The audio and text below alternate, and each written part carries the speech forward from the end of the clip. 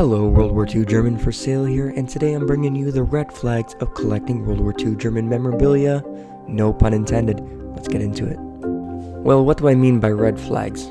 Let's say you're going to see someone's collection, and subconsciously in your mind you're thinking, is all of this stuff real? Well, here are some indicators that may cause this red flag to come up. Now, collectors, they love a great story. They love an item that has a lot of significance to maybe a place, a person, or a period of time. That's why we collect. However, let's say you don't really know your stuff too well and you see the Luftwaffe helmet you see on screen right now with a wire camouflage. And you're like, wow, this is an amazing helmet to your friend. And your friend replies, yeah, but you want to know the story? The story is even crazier. So you listen to the story and you understand the veteran maybe jumped through, did backflips like a Michael Bay movie, and to end up with this helmet, it was so fantastic. And then you ask them how they know this. Well, they just asked the antique shop guy and he told her this story, so it's gotta be real.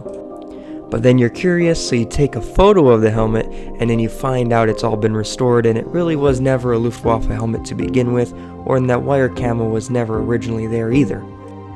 It's a very scummy thing to do, but when you have a dishonest dealer who doesn't have enough proof on the item being original, they will try to make up with it with an elaborate story to try to get your interest and give some validity to your item there.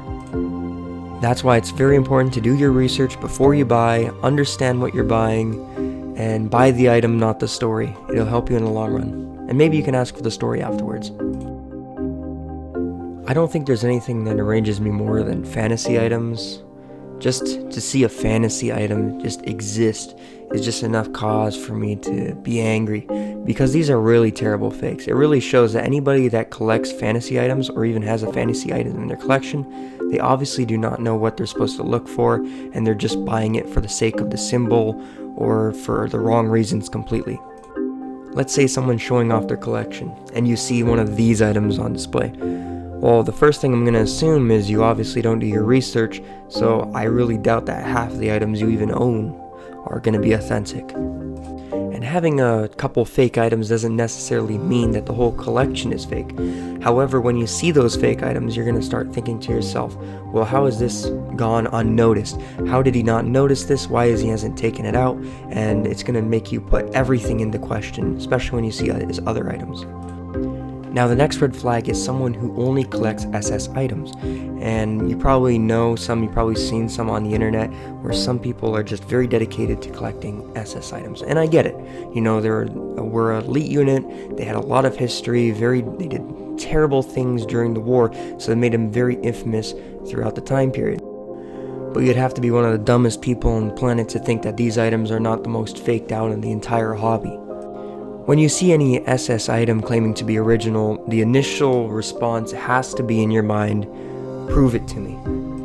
And no, I don't want your long-winded story of how, your grampy did backflips and dodged thousands of bullets on D-Day to grab this. No, I want hard evidence, hard proof. I want possibly even a certificate by a dealer or an authenticator. I want you to go through the steps of showing me how you think this is an original item, whether it be a patch, a helmet, whatever it is. You gotta know what you're doing when you're showing me an SS item, because if you have a bunch of these things and you're not living in a mansion, I'm gonna question how you even were able to afford all of these items to begin with.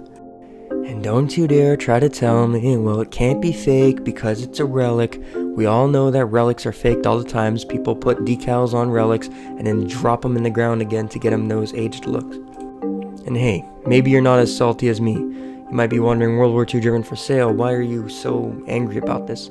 Well, maybe you're not the type of person to work out a deal with somebody who claims to have one, and then when you say, okay, well, the final step is I gotta authenticate this, so you bring the helmet to the WAF format, and they just completely roast you, like it's nowhere near. So after the 20th helmet, you kind of stop believing in them. Now, for the last red flag, I would call flawed logic. This is when a collector is trying to justify their reasoning behind why an item might be real or might be fake, and you can tell already it is completely flawed, and it will reflect in the items they buy. For example, I had one guy who wanted to buy a 25-year service medal, and he looks at it and he's like, I don't think it's real. So I asked him, what do you think's wrong with it?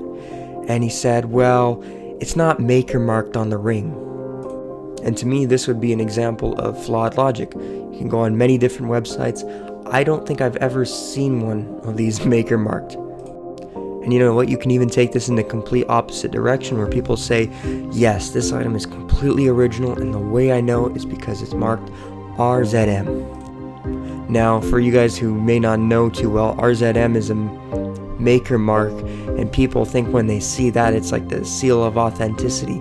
People just flock to those items because they know that it's maker marked. Oh, it must be original. But if you do believe in this, I'm sorry to burst your bubble. No, not every item was marked like that. In reality, it was more so the political items, so you won't see really ever a helmet marked RZM. Well, that's going to be it for me today. Thank you so much for watching. Please subscribe. I have stickers on my Instagram. I have a shop on my Instagram. Check me out at WW2German4Sale. Thank you. See you in the next video.